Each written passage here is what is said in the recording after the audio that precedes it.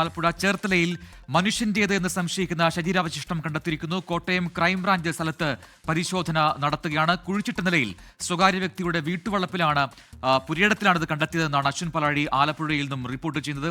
അശ്വിൻ വിവരങ്ങളുമായി ചേരുന്നു. അശ്വിൻ, ഇതിൽ ദുരൂഹതയുണ്ട്, അത് പ്രാഥമികമായി തന്നെ മനസ്സിലാക്കുന്നുണ്ട്. ഒരു പുരയിടത്തിലാണ് ഈ രീതിയിൽ ശരീരാവശിഷ്ടങ്ങൾ കണ്ടെത്തിയിരിക്കുന്നത്. ആരാണ്, എങ്ങനെയാണ് ഇത് സംഭവം?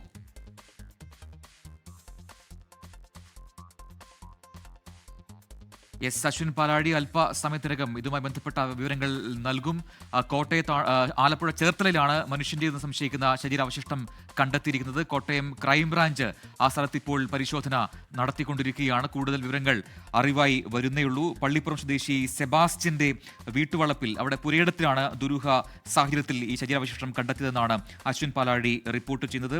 അതിലെന്താണ്, ഏത് ഘട്ടത്തിലാണ് അത്തരത്തിലൊരു പരിശോധന നടത്തിയത് എന്ന കാര്യങ്ങളൊക്കെ അറിയേണ്ടതുണ്ട്. അശ്വിൻ പാലാഴി ചേരുന്നു. അശ്വിൻ, അടിമുടി ദുരൂഹതയുണ്ട് ഈ സംഭവത്തിൽ. നമുക്ക് മനസ്സിലാക്കാൻ കഴിയുന്ന കാര്യങ്ങൾ എന്താണ്?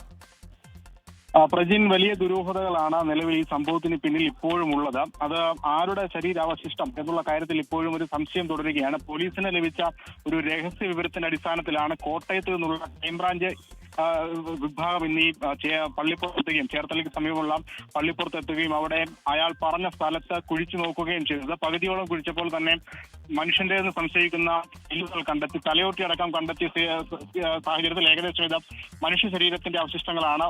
അതിന്റെ ഒരു സ്കെൽട്ടനാണ്, അസ്ഥികൂടമാണ് എന്നുള്ള കാര്യത്തിൽ ഏറെക്കുറെ ഒരു സ്ഥിരീകരണം ഉണ്ടായിട്ടുണ്ട്. പക്ഷെ ആരാണ്, ഏത് സാഹചര്യത്തിലാണ് ഇവിടേക്ക് ഈ ബോഡി എത്തിയത് എന്നടക്കമുള്ള കാര്യങ്ങളിൽ ഇപ്പോഴും ദുരൂഹതയുണ്ട്. പോലീസ് സംശയിക്കുന്നത് കുറച്ച് വർഷങ്ങൾക്ക് മുന്നേ ഏകദേശം ഒരു 10 വർഷങ്ങൾക്ക് മുന്നേ കാണാതായ ഒരു തിരോധാന കേസുണ്ട്, ഒരു സ്ത്രീയുടേതാണ്.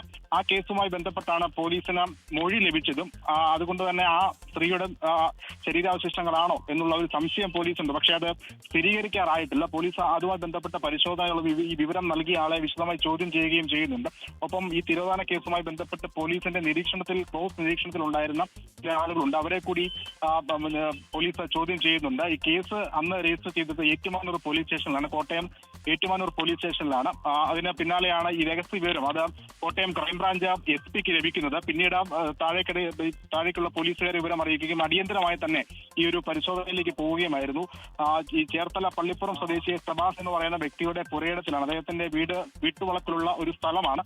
ആ സ്ഥലത്താണ് ഇങ്ങനെ ഒരു പരിശോധന നടക്കുന്നത്. അവിടെ ഈ ശരീരാവശിഷ്ടങ്ങൾ, അസ്ഥികൂടം, പൂർണ്ണമായുള്ള ഒരു അസ്ഥികൂടം കണ്ടെത്തുകയും ചെയ്തിരിക്കുന്നു. നിലവിൽ എന്തായാലും ആ പ്രദേശത്തേക്ക് ആരെയും പോലീസ് അയക്കുന്നില്ല. ഫോറൻസിക് സംഘം അടക്കം എത്തി ഈ പരിശോധന നടത്തുന്നുണ്ട്. ഈ മിസ്സിംഗ് കേസുമായി ബന്ധപ്പെട്ട്, ഈ തിരോധാന കേസുമായി ബന്ധപ്പെട്ട് അന്ന് ശേഖരിച്ച തെളിവുകളടക്കം ഇതുമായി ക്രോസ് മാച്ച് ചെയ്യുന്നുണ്ട്. അത് DNA പരിശോധന അടക്കം നടത്താനുള്ള സാമ്പിളുകൾ പോലീസ് ശേഖരിച്ചിട്ടുണ്ട്. ഒപ്പം ഏതെങ്കിലും തരത്തിൽ ഒരു സ്ഥിരീകരണം ഇതിൽ നടത്താനാകുമോ എന്നുള്ള കാര്യത്തിലേക്കാണ് ഇപ്പോൾ പോകുന്നത്. എന്തായാലും ഫോറൻസിക് സംഘം നിലവിൽ സ്ഥലത്തെത്തിയുള്ള പരിശോധന പുരോഗമിക്കുകയാണ്. ശരി അശ്വിൻ, എന്തായാലും ഒരു തിരോധാന കേസിന്റെ ചുരുളഴിക്കാനുള്ള ശ്രമത്തിനിടെയാണ് ഈ രീതിയിലുള്ള ഒരു വഴിത്തിരിവ് ഇപ്പോൾ ഉണ്ടായിരിക്കുന്നത്. ചില വിവരങ്ങളുടെ അടിസ്ഥാനത്തിൽ നടത്തിയ തെരച്ചിലാണ് ശരീരാവശിഷ്ടങ്ങൾ ഒരു വീട്ടുപറമ്പിൽ നിന്നും കണ്ടെത്തിയിരിക്കുന്നത്. കൂടുതൽ പരിശോധന അവിടെ നടത്തുകയുമാണ് കോട്ടയം ക്രൈംബ്രാഞ്ച്. അശ്വിൻ പാലാഴിയാണ് വിശദാംശങ്ങൾ നൽകിയത്.